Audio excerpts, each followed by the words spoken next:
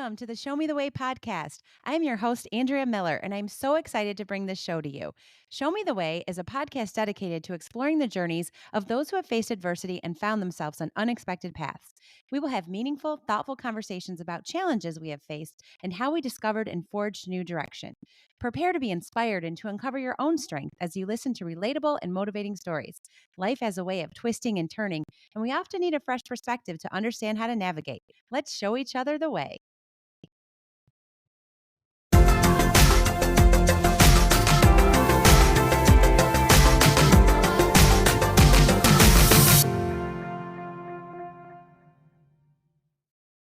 Welcome back to the Show Me the Way podcast. I keep saying that the beginning of this year has been a little difficult in terms of getting guest stories out there. I have so many people that I've talked to and that are excited to be on the podcast, but I think many of my potential guests are like me and have had a crazy start to the year, so they have to wait to be on. So I'm so grateful to one of my friends and business referral partners from the networking group I'm in for jumping into an interview this week. We've talked about having her on the show for some time. And so this week happened to work out, which is perfect for us. Perfect timing. So my guest today is Emily Bauman. She's a wife, a girl, boy, and dog mom. She's the owner of 12 Trees Coaching. She's a recent college honors graduate. She's Westland, Michigan City Councilwoman. She's a leader, a supporter, an all-around positive light in so many people's lives. Like I said, we've been chatting about her many stories of pivots and plans not looking as expected. I'm so honored to have Emily here and to listen to her story or stories. So welcome to the show, Emily. Thank you so much for being here. Well, Andrea, thank you for having me. And yes, we have talked about this for a number of months. And Yes. I just, yeah, I guess I always call it that little round to it. And I don't know were you ever given one of those? I actually was literally Uh, given a round to it, a piece of paper with the letters TUIT on it. And years ago, my mom had it and she gave it to us, a little round to it. So we could, but yes, getting around to this was, and I'm glad you actually encouraged me to come on quickly to this week. Yeah, sometimes you just need to be like, "Okay, I'm free, I'm on." Sometimes spontaneity is good. So, well, thank you. You definitely filled a spot. Like I said, there's people that I've talked to. I've got a lot of potential guests, but it just seems like, I don't know, 2026 has kind of been crazy start for a lot of people. So, anyway, thank you so much. I'm glad that you are here and I'm excited to talk with you. And yeah, I said a few things about how I know you. We meet every single week. So I'm getting to know you more and more every week. But why don't you tell our listeners a little bit more about you from your standpoint? Let's see. My husband and I were both actually born in upstate New York. We're not from Michigan. And my parents were born and raised in Michigan, but my husband and I were both born and raised upstate New York. And we met briefly before I left New York. And then I left New York, went to Michigan, went back to New York, and then we started dating. So we have an interesting story with all of that. And then our life took us back to Michigan together and then to Colorado, which is where our first two children were born. And then our life has now taken us back to Michigan. Our third was born here in Michigan after we moved here.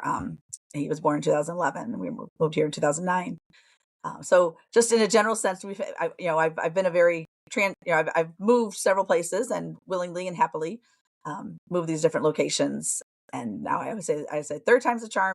Michigan is where we have spent most of our married life at this point. Well, I've never left Michigan, so it's good to know it's someplace you kept returning to. Yes, and obviously it was in my blood even before because my parents were both born and raised here. So I think that Michigan was there. So and through all that, obviously different work situations, different school situations, even entrepreneurial situations through those different aspects, and just carrying life on through the different moves.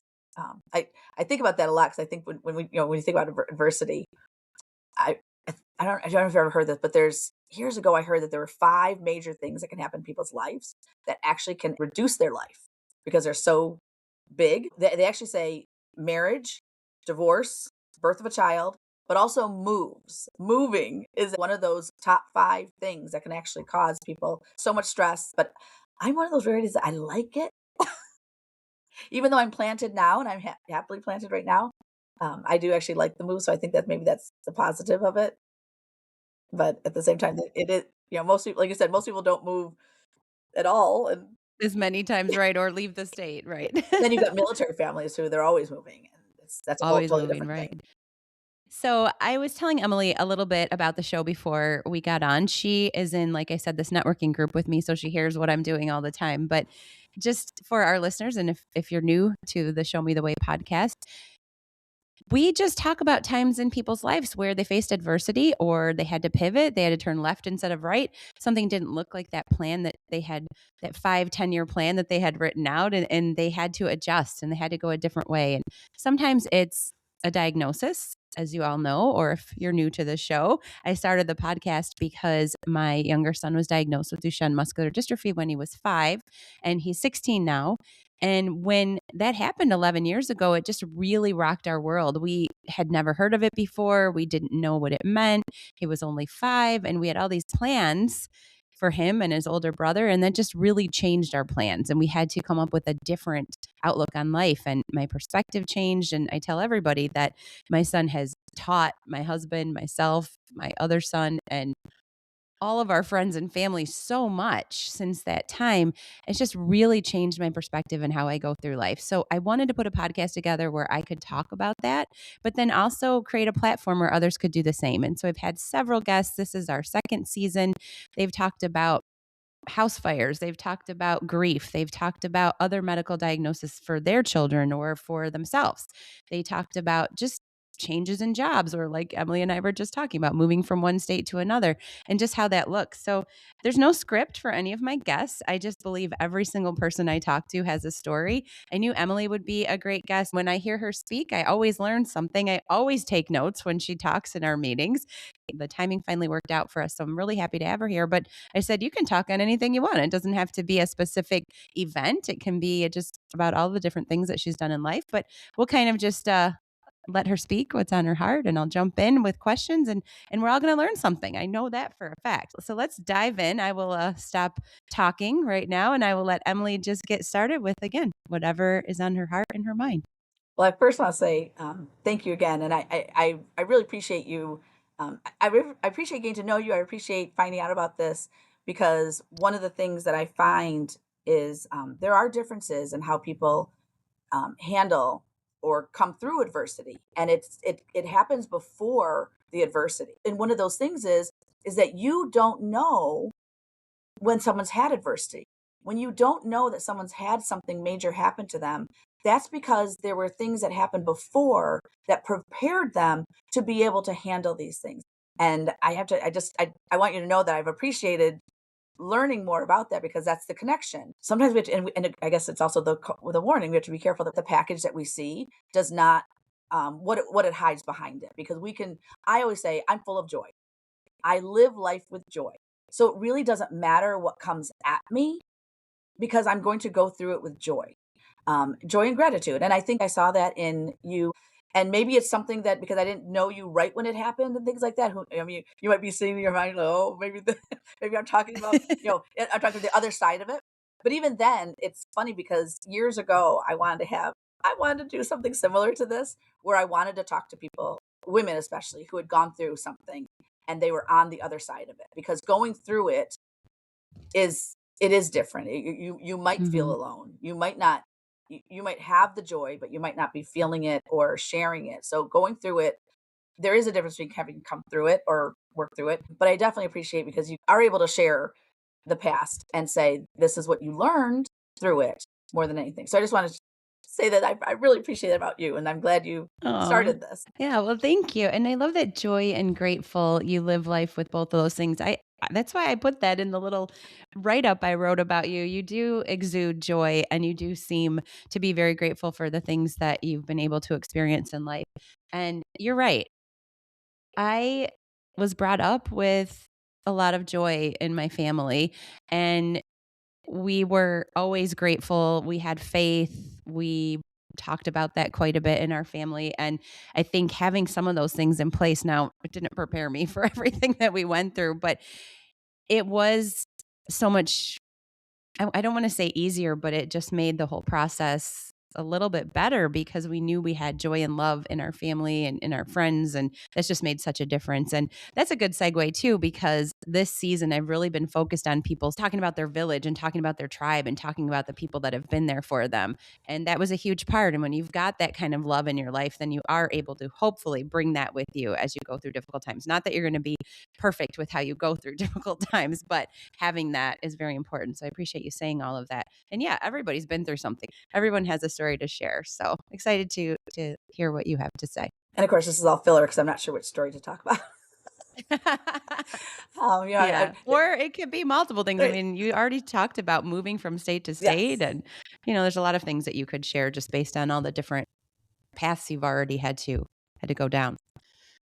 Well, I will. I'll segue to the one that I kind of talked a little bit about at the network meeting. And I because this is one of the ones that you know, I like to share also feedback that I get from other people when I'm going through something because that happens too. And I think that's a learning experience in how other people may or may not have been able to handle what you went through, and that's got some energy in it, I think, and in a way that says, okay, so how am I going through this? I have shared that I have 3 children, but I had 10 pregnancies. So they were not even from my first to my second, which was almost 8 years to the day. It was very tough. And I know the first time I had a miscarriage which was before my daughter. And I remember when I had that miscarriage, and that was devastating because in relation to the story as well that I had shared even on Tuesday was before I got married to my husband, I knew children were important to me. In fact, I always said that I knew that I'd have 2. If I was lucky, I'd have 3, and if I was even luckier, I'd have more. And so I did not care about stopping. I was like, if God had a plan for me to have many children, then that's so be it. I would do what I needed to do, but there was no chance I didn't want an only child. I I knew that I didn't want an only child, and so when I had that conversation with my husband, because after we got married, his father passed away within 6 months after we got married, and that was devastating to him. He had lived his whole life with his dad and his grandpa. His dad and his grandpa were everything. They went fishing. They did everything. I think his whole life, and I think maybe even part of who he thinks he is, comes from that. So when his dad died, his picture of his children having a grandfather was gone. My dad had already passed away. So this was a really big deal for him. And I recognized it in the moment, but I also probably didn't fully recognize all that he was going through. And he didn't like a good man, he didn't always share that. They don't always share all that. So I remember when we got talking. I don't remember if he just shared it with me or he just made a decision. But he's like, after we got married, he said, I don't want to have kids. And it was after his dad died. And I remember feeling pretty devastated, but I kept it in. I didn't say anything because I was like, okay, this is coming from a place of hurt. This is not necessarily coming from, thinking about this, but I left it alone for several years. So we were married. We actually got married just before or he was just 30. I was just before 30. So it was about 3 years, close to 3 years when I brought the conversation up again. And I basically said, I I want to have kids. I don't want to wake up at 55 or 56 and not have children or grandchildren or potential of grandchildren or any of that. And I knew my window technically was getting close smaller and I didn't know what that meant. And so I was like, okay, so luckily I let him think about it and he came back and said, yes, let's have children. And that was huge. That was a huge part. But then our first attempt was a miscarriage. And did you have any indication that there would be any difficulty having None. a baby? I had none. My Okay. mom had a miscarriage. So, well, I'll step back a little bit. She did have a miscarriage on her third pregnancy, and I will share that with my mom. Although I don't know that necessarily know that was I don't know that it was connected, but my mom had trouble getting pregnant, and so they adopted 2 children. They adopted a girl and a boy. I'm actually the first natural born child, Biological. Okay. biological, Okay. and I always say we joke that we've got me and my sister who's a spare, or my mom's like, let's see if it happens again, kind of thing. So so she did have a miscarriage after my younger sister, but that she'd already had a family of 4, and so it was very different. She just couldn't get pregnant. So she wasn't even having miscarriage. She was not getting pregnant. And I have friends that happen to. They try, they can't get pregnant, they adopt, and next thing you know, poof, they call it their miracle baby. Yep. Um, I've heard that too. so I'm the first biological born of our family. And so I didn't really have any idea that there would be any problems. There was nothing medically or anything like that that would cause that. And of course, when the first, at the same time, I can tell you so many stories. Friend after friend would say, "Oh, that happened to me. Oh, that happened to me." And so really kind of making it like, as I used to say, your body's preparing. So it was basically your body preparing. And yes, it's a loss of a baby, which was devastating because I mean, I found, as moms know, we tend to fall in love with our baby the second we find out. Very true. I was just gonna say, though, people have miscarriages without even knowing it too. Yes. Yep. Yeah. Yep. But how far along were I you? wasn't that Mm. far along. I mean, it was still within the first trimester, so that's where the most of them happen anyway, like that, and they called it spontaneous. And I'll always remember. I mean, obviously, it's planted in my brain. Going into the ultrasound, all excited, and seeing an empty sac, basically. The big answer question: Why? No answer. There's no answer. There was like I think there's a, there was a little bump, but it had stopped early on. So we had to get through that. It took a year before we were like, okay, let's try this again. Intentionally, I'll say. I don't want to get too graphic here. No, Um, I know what you mean. I mean, you just said it and I interrupted you, but you were talking about I mean, it is it grief, is grief. you know? Yeah, Yeah. yeah. So in that process, we actually moved. We were already living in Colorado, and we were moving from a temporary place into our home. So during that time, we were building a home, and so we just kind of like focused. We went back to focusing on work and all the other things of life. So then, when of course I got pregnant again, I remember being afraid to tell people, being able to say it out loud. I remember like it was my secret and my husband's secret, both of our secret. But I will say one of the things that I told myself then, and I don't know, I know everyone has a different idea about this, but I decided to tell our immediate family because for me, it felt, it felt wrong to tell them I had a miscarriage if I don't tell them I at least had a in case it happened again. I was like, you kind of think of the case, and so I know some people will not say anything at all, but for me, I felt it was important. So we did tell our immediate family, which means that they also had to have the elevation and then the letdown if it happened. But of course, it didn't. This time, it did not happen, obviously. But I every miscarriage I had, I will say I did tell our immediate family. So they did go on the up and down with me, a little bit because I mean I know the whole family gets excited about a pregnancy like that, grandchildren. So we had our daughter, and I will say that we didn't really plan when for the next ones, but when it came time to say, okay, let's go for number two, we had several miscarriages. And what was interesting about that time was that I remember asking after I think two, maybe three, um, asking my medical staff, the midwives. Actually, I saw midwives, and if there was any way to find out, like, is there anything we can do to find out why this is happening? And they said, well, because every single one of them was different times, everything was different. Every single one was different. She's like, there's no connection. There's nothing to connect. And sometimes that just happens. It was around that third one there that I actually I was always praying, but I realized that the up and down of this was not doing well for me. I couldn't do that. And so I had to find another, but I also knew I knew I wanted children. I was like, I want more children. So I'm weighing with I want more children with this up and down emotion of, you know, oh great, now I'm gonna cry. I'm gonna relive it, right? I probably haven't relived this in years. I can talk about it because I do talk about it with joy, and I'll explain why I do talk about it with joy. But yes, the reliving of it, and of course, it to my husband too. It was an up and down, up and down.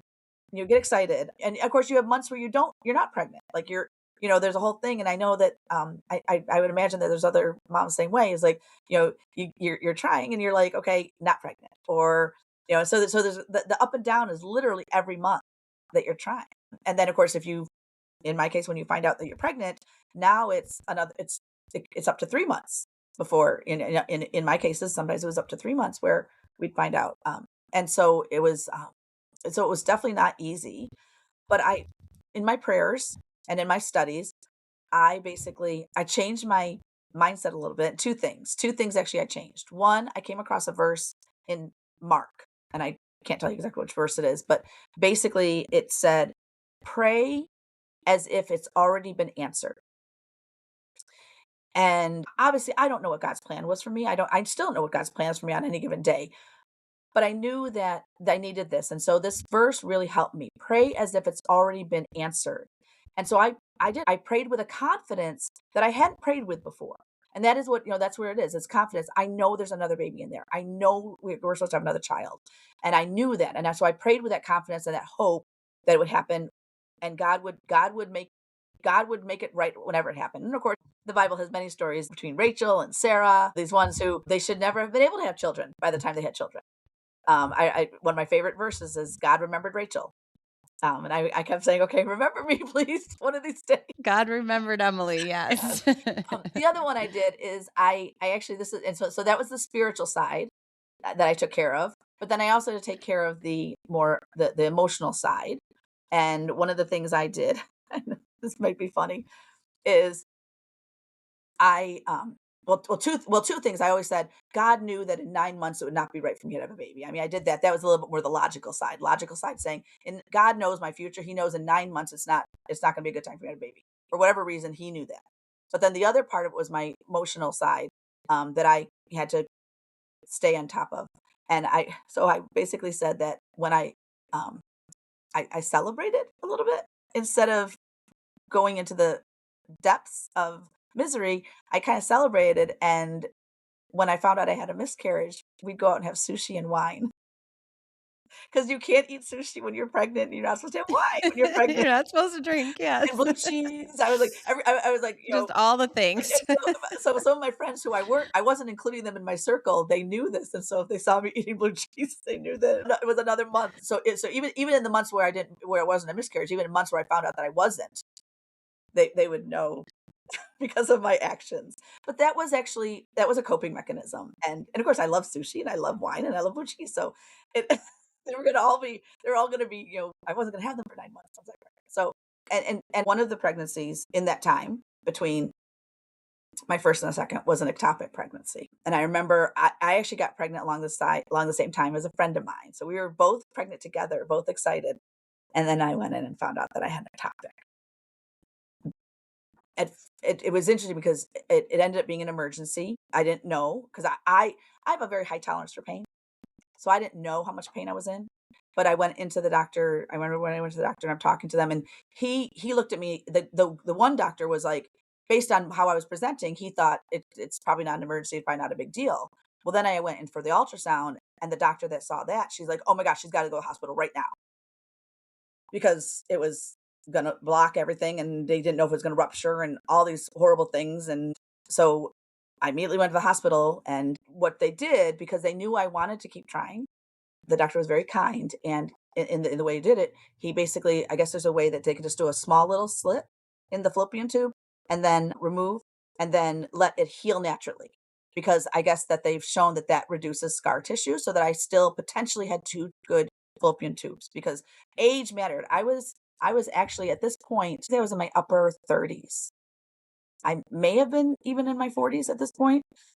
So what was really sad was that when I went to the doctor afterward for the post-op meeting, he said, "So just want to let you know your statistics."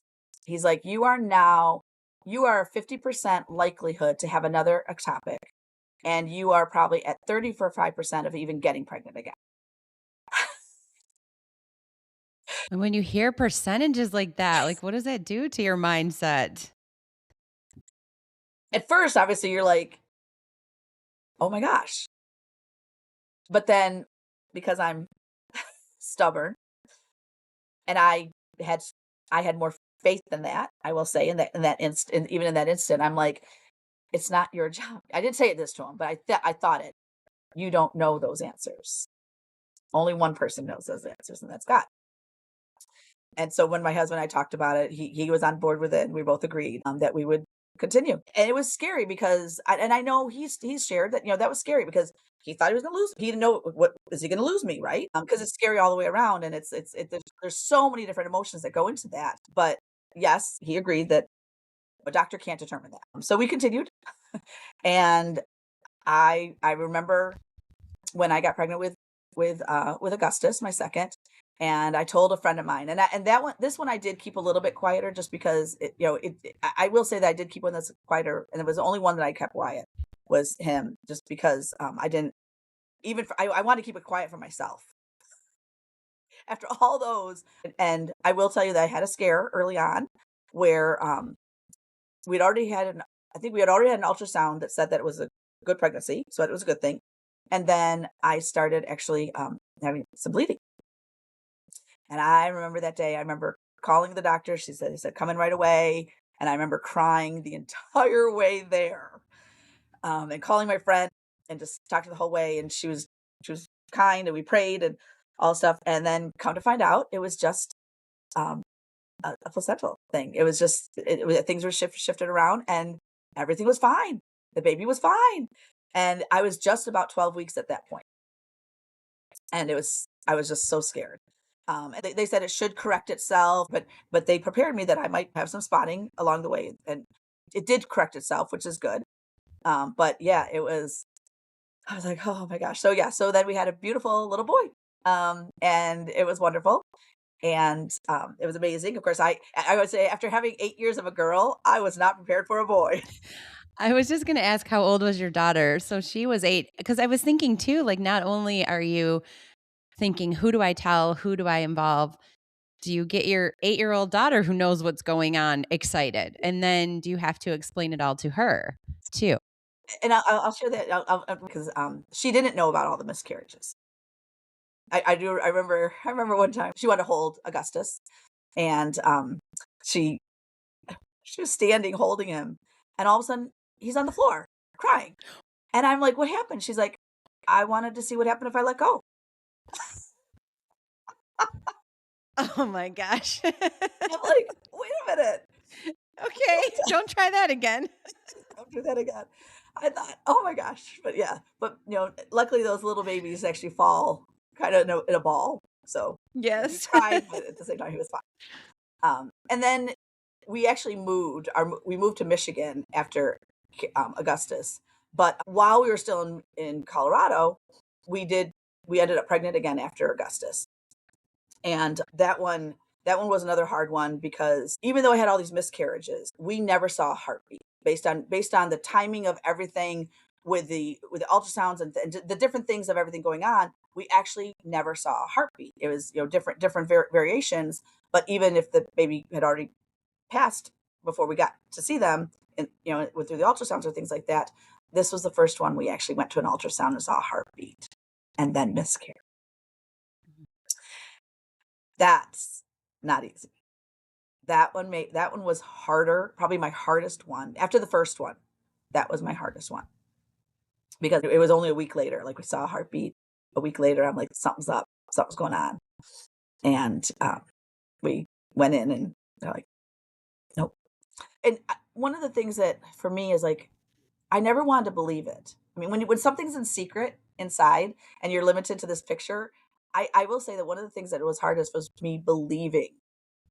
What if you're wrong? What if what I'm seeing is wrong? What if what I'm seeing with my eyes is wrong? And that was one of the hardest part of the grief part, is believing it, that it's really gone. So we didn't have our third until after we moved to Michigan, and that actually happened again really fast. We moved to Michigan, and within 4 or 5 months we've got number three. So they were definitely boom boom, because we had Augustus. Augustus, we celebrated his year, 1 year just after we moved to Michigan, and then all of a sudden I'm pregnant. So which was a little bit not my plan. Talk about not my plan, because I like to nurse my kids till they're 2, and so I fought through it, and partly because of the miscarriages, I fought through nursing Augustus until after he turned 2, which I was pregnant during that time.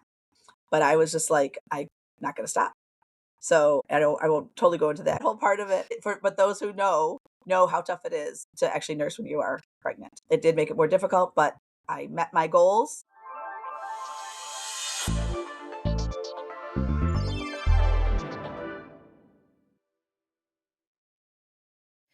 Life has a funny way of reminding us that we can't plan for everything, but we can prepare for what matters most. That's why I'm so thankful for today's sponsor, Tammy Brown Insurance Agency.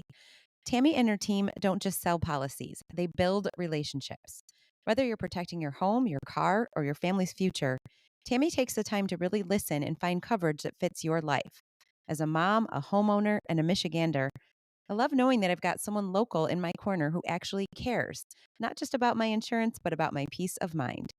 So if you've been putting off checking your coverage, take this as your sign. Call Tammy Brown Insurance Agency or visit the Tammy Brown Agency Facebook page and tell them the Show Me the Way podcast sent you. Because when life takes a turn, it helps to have someone who can show you the way back to security.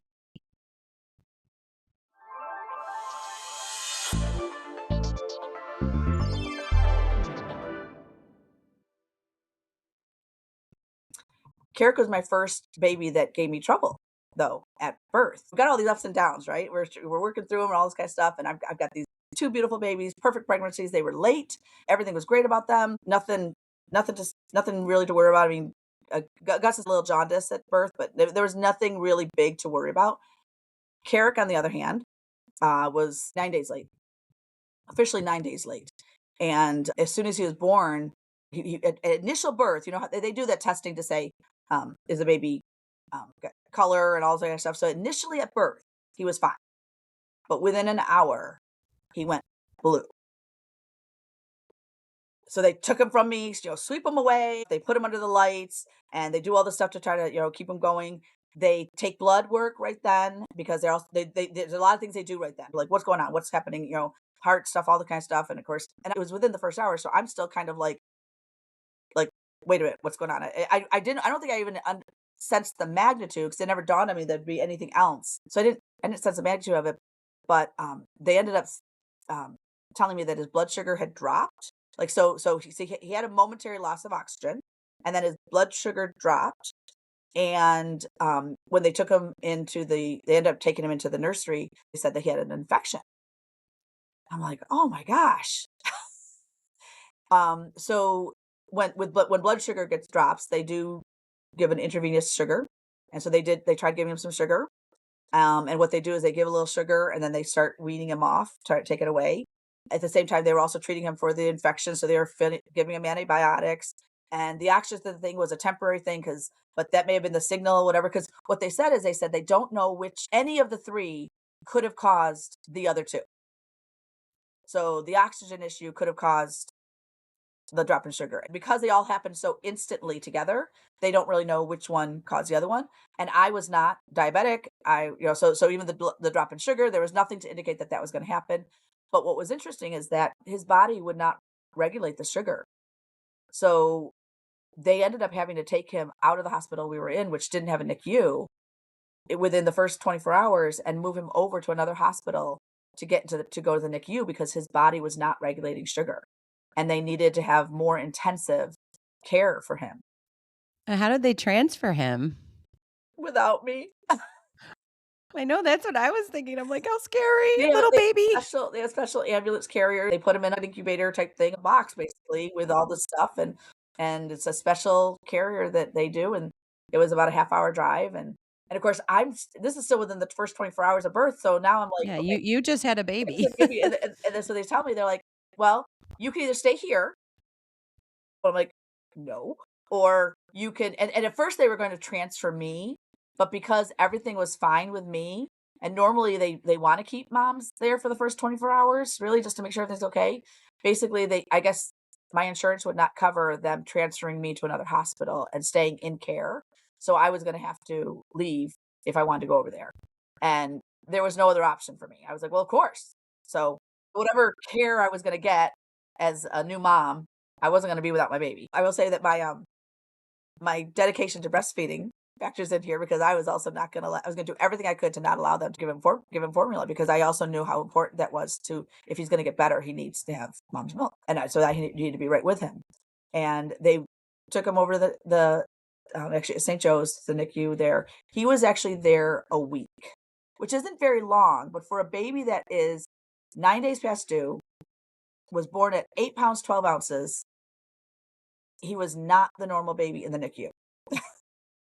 Yeah, many of them are, like, underweight and have other issues going on or were born 3 months early or Right, 2 months early, right. So yeah. it was very abnormal, and I will tell you, none of us ever know why. We do not know why any of this happened, or what triggered it. There was nothing to indicate. There's nothing. Even now, I'm not diabetic, so it's like there's nothing, to indicate any of that. But so he was there, and it actually they ended up having to, um, because, like I said, the process is to give him sugar, get him stabilized, and then start weaning him off.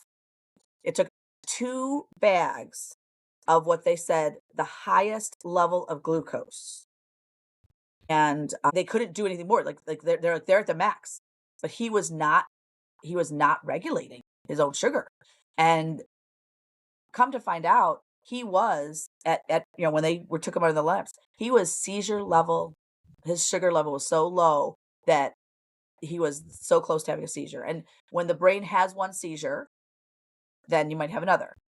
He's still at risk of possibly having adult seizures, depending, because the brain's not fully developed, and so we don't know. And I know that sometimes seizures can happen when people are adults. So I know that that's still a risk out there, and hopefully that never happens. But at the same time, I'm trying to prepare him to be more aware of his own health, and things like that. But yeah, so after 2 bags, they started taking him down a little bit.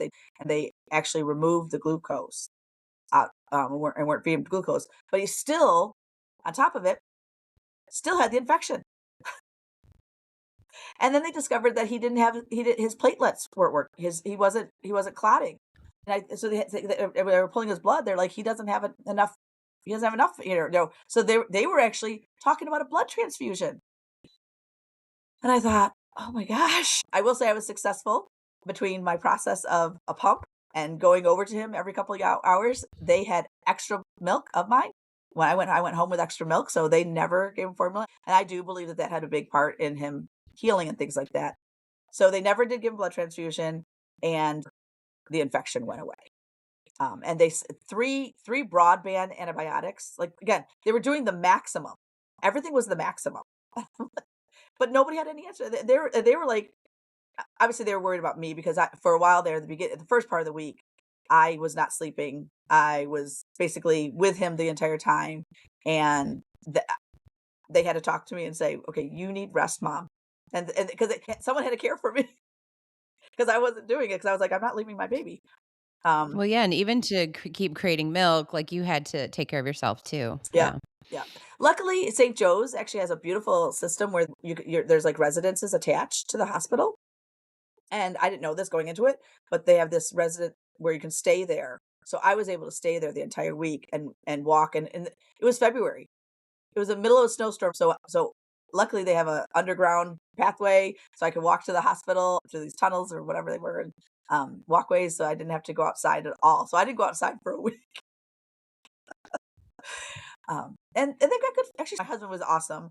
He's the one that had to come back and make sure our dog got fed on a daily basis because we still had a dog, and even then, like, he had to get the food because I still wasn't, like, going I was like, "I'm not leaving," so other people had to get my food and bring it to me. So And you had not 2 taking other care of kids myself. too. And we had 2 other No, kids. That and was you had actually fun. yeah. They went from somebody friend of mine in Chelsea, then to somebody in, Novi, then to another friend in Ann Arbor, and then another friend in Kalamazoo. So, they got transferred a lot that week. But there goes that community and that tribe and the need for support sometimes, so Yes. That was a tough time. After Carrick was born, and we got talking, and I finally was telling my daughter by that time uh, she's 10, so it may have been around when she was 12 that we actually decided to start talking about the miscarriages with her. I wanted her to know, and her first response to me, which I thought was very loving and something I really hadn't really considered myself, even though I knew this, I just hadn't considered. She said, her first one, she says, "So I have brothers and sisters in heaven?" oh, how sweet is That that? was her Yes, you response instead of do. Yes, you I'm like, do. that was joyful to me. That's very joyful, and you've got these brothers and sisters looking over you all the time. I love that. Is it important especially to talk to her because could she have issues with pregnancies, like hereditary, or we don't So know because we don't really know what they we really were? don't know, and even the ectopic pregnancy threw everybody for a loop because that's nobody. I mean, I've talked to everybody in our family, and nobody knows of any ectopic pregnancies, and that so all of it was just very bizarre. Yeah, and I say a lot during this podcast that it's amazing there's even healthy pregnancies. When you think of all the things that can go wrong and all the issues, and then you hear like this person was born with this, and this person was born with that.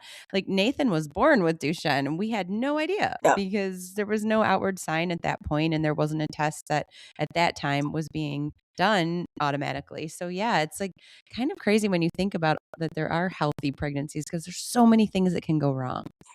I remember our first birthing class. We did the Bradley method. I don't know if you've ever heard of it. It's called Husband Coach Childbirth. It's by Dr. Bradley. And we so that was our daughter. We went through this whole. It's like a 12-week program, and it's very different. And I'm so glad I went through it because I actually had all my pregnancies without any medicine too. So all three of them. But I remember going through that. We watched one of the videos, which actually shows you, in addition to how many things could go wrong and that there's healthy pregnancies, even the fact that anyone gets pregnant. Um, it's a resistance. The mom's eggs are resisting. There, it's not a, Yeah. it's not a, it's, I don't know how to say, it's not a friendly thing.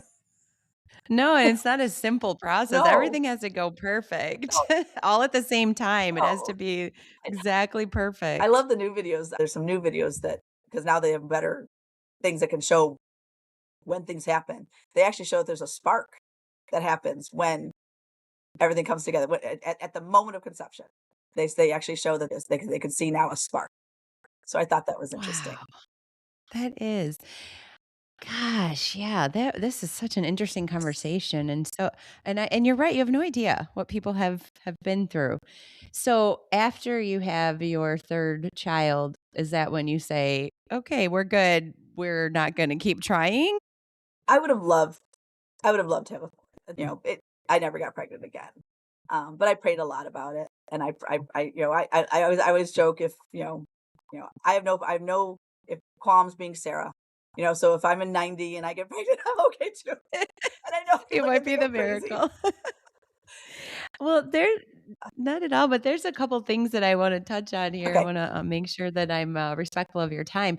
But, it was very interesting to me, you talked about almost PTSD when you get pregnant again and you think, "Oh gosh, what is this gonna be like?" So you have this whole memory. When you've got these traumatic events that happen, there's things that trigger. So you went through that several times, PTSD almost. Yes, actually, I will say, that there is something to be said about that. For me, one of the things I learned through that process of recovery is that we do need to allow time for our brain to heal, but we also have to be intentional about healing our brain because even the emotional trauma is a is a damage to the brain. And I think I always encourage people to think of their brain as, remember that it is an organ, a living organ that actually, just like skin, if you cut your skin, you've got to heal it, and it needs its time. And every emotional trauma or everything that we experience is like a cut in the brain, and so we have to make sure we are giving that particular thing the proper time, which is why grieving is so important. Whenever something happens, I actually encourage people to go to grief counseling, not just because of someone passed away, not because of a death. If anything that happens, I encourage people to check out grief counseling because that's actually, that process is very healthy for recovery. That being said, it's interesting to say that is that when you talk about this, is because I had friends were afraid to tell me that they were pregnant. And I remember one of my friends, I knew she was trying, and I said, "I just want you to know, I want to know the second you're pregnant because I get to live in your joy, and that gives me joy. And don't be afraid to tell me because I knew that even that living through their joy was my ability to heal my brain. It wasn't going to be hurting me to know that I can be there for somebody else. And we always talk about it. When you help somebody else, when you're there for somebody else, how much better it helps you. And we don't do it for ourselves. We don't help others to help ourselves, but it's a side benefit. I remember when my girlfriend told me that she was pregnant. I was so excited. I cried for her because she also, her situation was a little different. She was married, had a child, and then they divorced. And she actually got very lucky with a second marriage, still married to him today. And so there was a lot of years between her first and second just because of that. And so yeah, so that was a really big deal. She didn't know if she'd ever have children again after. So so yeah, so that was exciting. And I remember being so happy she told me. Yeah, and I think that's a beautiful outlook and perspective right there. Instead of being down in the dumps thinking, "Oh, I don't want to know about anyone else. I can't be happy for anyone else." You said, "Wait a minute. This is going to help me. It's going to be joyful for me to experience it with you." So I think that's a beautiful approach and a great perspective. And the other thing I wrote down too is it just seems like you and your husband just were on the same page and cared for each other so much. I'm sure it wasn't perfect. I'm sure you had ups and downs. I know my husband and I, when we have stressful moments, we're not always the best to each other. So I'm not trying to say that it was perfect, Mhm. but I really appreciate the good conversations you had with him and the open communication about, I want children. And then for him to kind of deal with his grief to the point where he could put that in one place, but still allow you guys to move forward with children. The fact that he was able to talk with you about that when he was ready, emotionally ready, and then going through all of those miscarriages together and still saying, we're going to keep trying. I mean, you hear of stories all the time where at that point, maybe one of the partners is like, no, I don't want to do this anymore. And the other partner's like, no, we're still going. And so if you're not on the same page, like I'm sure there's stories of couples not making it through all of that. Right. I would say that we definitely had the conversations of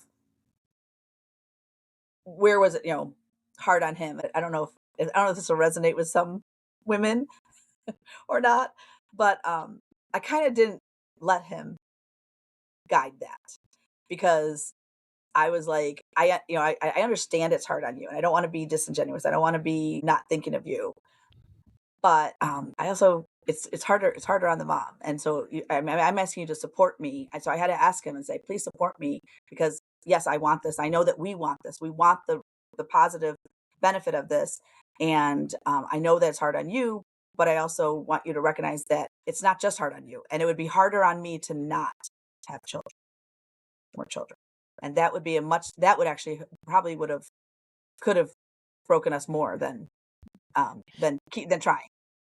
You could have kept that to you could have been like, okay, I'm just going to deal with this on my own and not had open communication with him and then had resentment Mhm, too. mhm. So by you continuing to be open about that and being truthful, you really kept things moving forward with your marriage. And I'm not saying he wasn't involved in that too, it takes That two. But I'm just saying like it's just a good lesson I'm taking as a reminder, be truthful about what you need. And that also reminds me too, you talked a lot about faith, which I appreciate so much. I bring that into the podcast when I can because faith has gotten me through so much. I especially in more recent years, I've just really tried to turn to more of a relationship with God. And this is not a faith-filled podcast. I haven't said, "Oh, we're talking about God every episode," but I do bring it in, and it does make sense, especially when the other person that's speaking agrees with me and has had to pray as well or has had to rely on faith. And I just think that you have to be open and honest with your prayers too. I've read and I've started doing a Bible study last year where I'm trying to read the Bible and there's so many moments where the facilitator of the study has said, you have to be specific. You have to be honest. You have to be truthful. You have to say, here's what I want. Here's what I need. Here's what I'm looking for. How can we make this happen? If it's right. I mean, if it's not part of your plan, right? God will have other plans for you. But you have to be intentional. And you've said intentional a couple of times too. So I appreciate that you did that with your marriage because I don't think we're all really good at being communicative and honest all the time. Yeah. I mean, and like I said, we definitely had those discussions. And it's hard when you're thinking about all the things and you're thinking about all the things that can go wrong. And yes, from a loving perspective, did he want me to see this go through this again? No, of course he didn't want to see me go through these things again. So it wasn't just about him. And I know that. But at the same time, I was like, if I had not kept trying, I feel I would have denied God the miracles of the ones I have. I I had a friend once say, she's like, she could never have done it. She said she had one child. She got pregnant once, had one child, and this is before I think I don't know if I had my second yet. I don't think I had my second one yet, but she has said to me, she's like, I could never do that. She's like, I could just never do that. We were connected with our church. So our church prayed and knew a lot, and some of the closer women knew some of the stuff. But she's like, I just could never have done that. I don't know how you did it. And so for me, it was just like, well, again, another thing I had to hold on to was I was like, God used me to put a few angels in heaven. While that's not biblical, that's not, I don't want anyone to say, oh, there's nothing in the Right. Bible that says that. I'm like, yeah, but it's my coping mechanism because I do believe Yep. I'm going to see them. But again, what we need to, sometimes we need to tell ourselves beautiful things that could be true. He used me. I mean, if I'm his vessel, he's using me to serve his purpose in all things. And even in that miscarriage, I was serving his purpose. And that again gives me joy. And you also needed Augustus and Carrick to come into this world because hey, maybe one day one of them is going to be president or something, and we'll be like, "Wow, thank goodness Emily kept trying." I know. We might have missed out on them. One of them's going to cure Oh my cancer. I gosh, don't know. yes. So so that's awesome. That's funny. I just want to go back to though intentional. Like I love that so much. I keep writing that down. I think the woman that said, "I could never do that," like, God bless her. I get it. You know what your strengths and Mhm. weaknesses are. So I understand people saying that. But it reminds me of when people tell me, like, "Oh, I could never do what you do." It's like, you you don't really know until you're put in that situation. I strongly believe as long as parenting is important to you and you love and care for your child, if they go through something medical and it really changes your path, you're going to figure out what to do for that child. So I don't think I'm like this superhero woman. I'm just a mom that loves my child. And the same thing with my husband. He loves his child. So you're going to figure it out most of the time. There are people that are going to be like, okay, I'm done. I don't want to deal with it. But in general, you can do it. Or it just seems like, again, I knew we were going to learn some things from you. And this is helping me understand even more of why you are a driven councilwoman and the things that you did with your education. And then that you have this coaching program because you are like, these are the things I'm going to do and I'm going to make them happen. I'm going to be a mom. I'm going to breastfeed as long as I want to. I'm going to say, pack me up. I just had a baby, but I have to go be with that baby right now. You're intentional and you are driven and you're thinking, I am going to make these things happen because they're important to me. So if your friend was like, I really want more than one child, then she might have kept going and made it work, but she wanted one, was good with that. That fulfilled what she wanted to do. I'm sure she has other goals that she wanted to reach. So it's not that I couldn't do that. It's you were really driven to do that. And if other people had those same goals, maybe they would do it too. When there's something that they want, a lot of times if they're driven and intentional enough, they're going to do what they can to hopefully make it happen. I appreciate that. As you're talking, one aspect that made me think of some of that, and this may be sometimes why people might not do some of the things that they want to do, or they might kind of step back. And I think you've shared some of the experience of similar. Is that other people don't always know what to say, and sometimes when they think that they're saying something kind, they're not.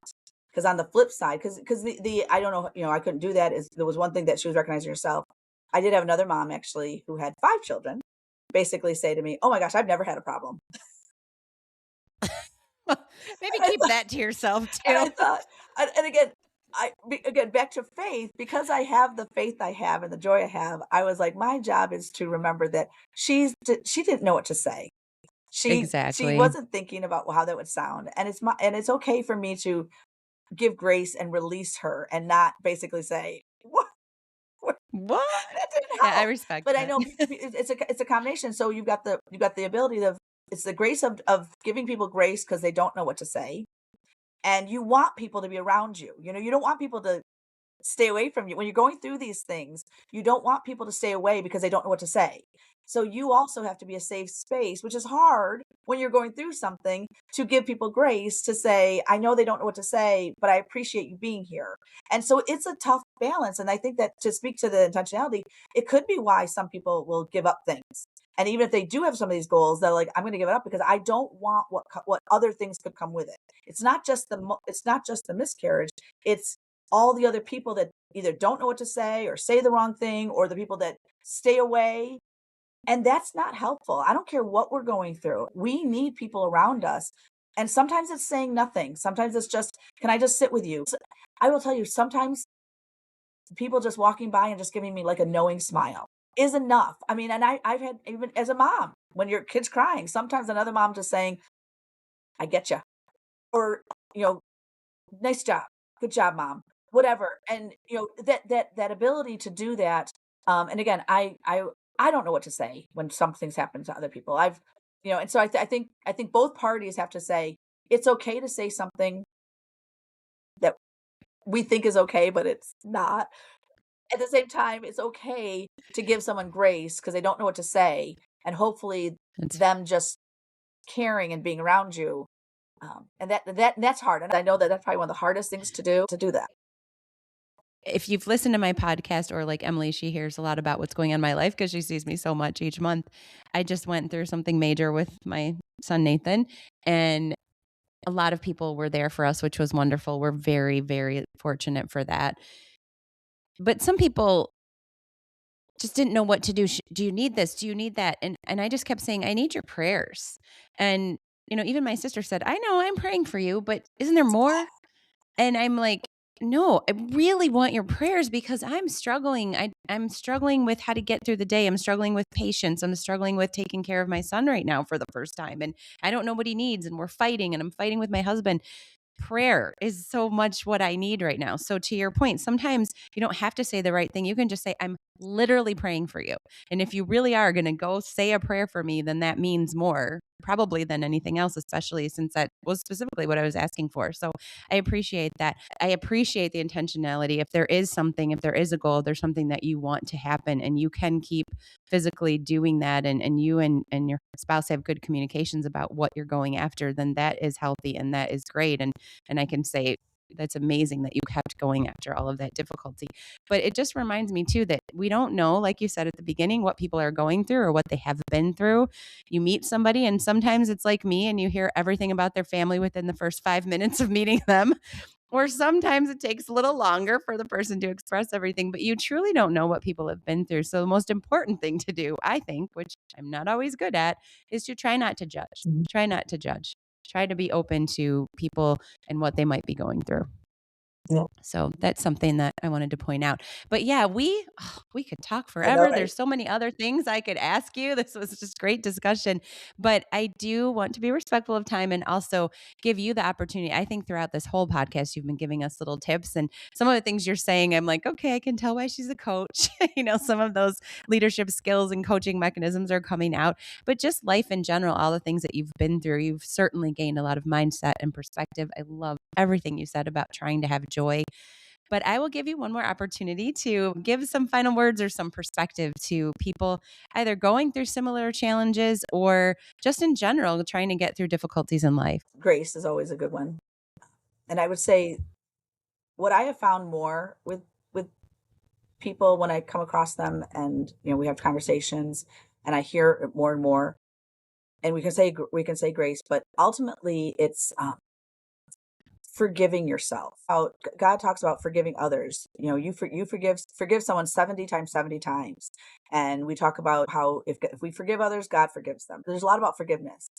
But I would say that more often than not, when I've actually asked people about some of the things that they're going through, they haven't forgiven themselves for something.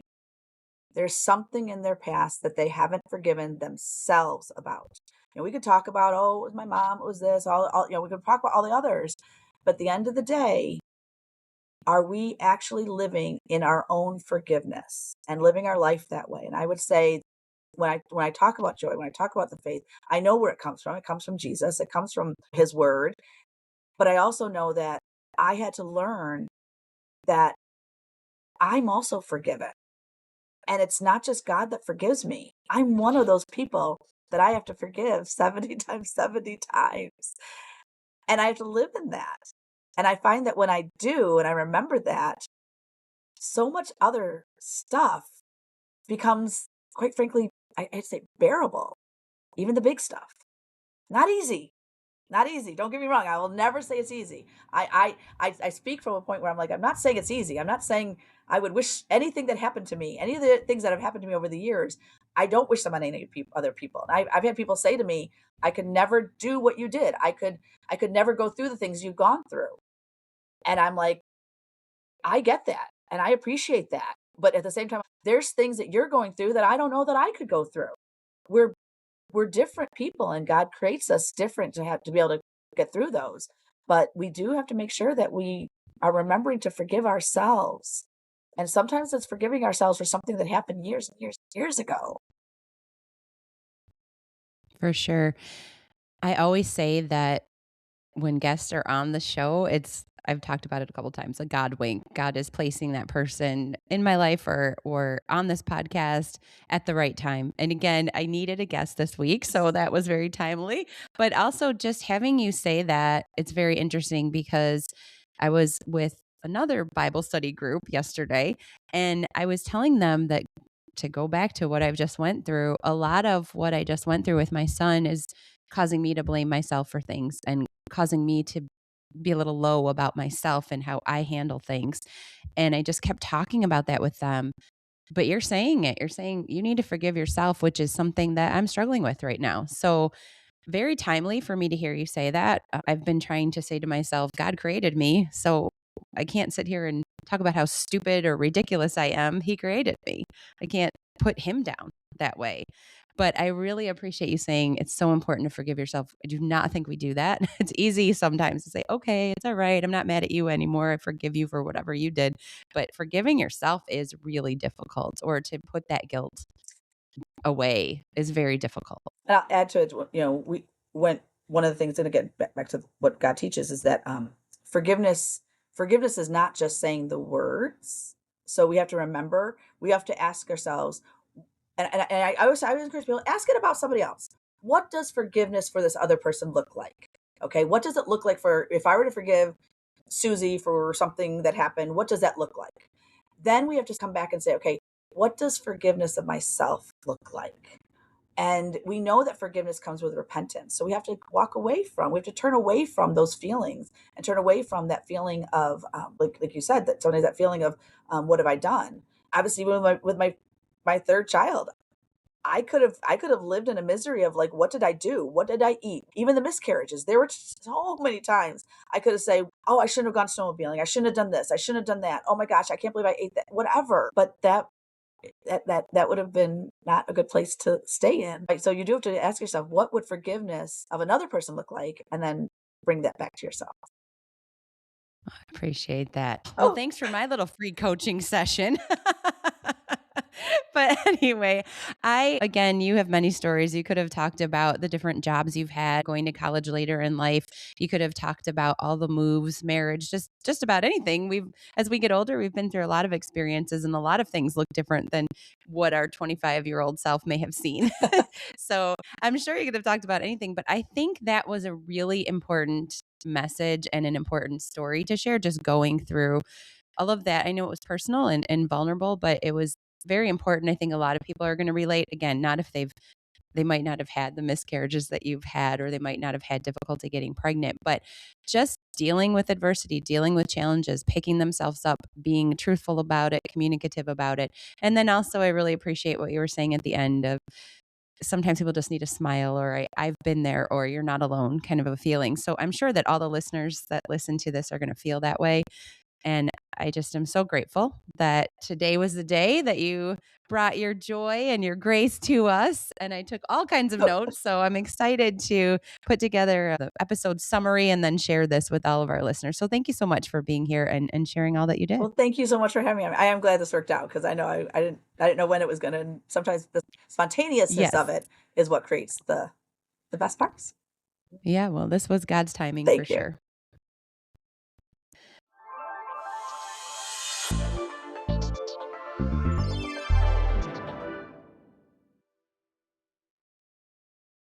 You've been listening to the Show Me the Way podcast with Andrea Miller, highlighting stories of overcoming adversity in our lives and providing encouragement for those who continue to navigate the unknown. As a sponsor of this podcast, 12 Trees Coaching understands that these adversities are a matter of life, and we still need to achieve our goals to lead others to achieve theirs. Our 12 Disciplined Leadership series does just that. It equips you with the tools needed to not only handle these adversities, but also apply them to your home, family, or business, and to be the person needed to achieve your goals and help others achieve theirs. Reach out to Emily at 12 Trees Coaching by going to our website, 12 Trees Coach. That's 12, the word trees, the word coach.com.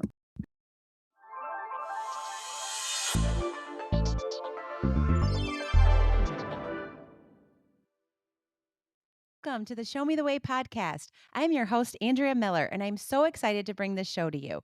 Show Me the Way is a podcast dedicated to exploring the journeys of those who have faced adversity and found themselves on unexpected paths. We will have meaningful, thoughtful conversations about challenges we have faced and how we discovered and forged new direction. Prepare to be inspired and to uncover your own strength as you listen to relatable and motivating stories. Life has a way of twisting and turning, and we often need a fresh perspective to understand how to navigate. Let's show each other the way.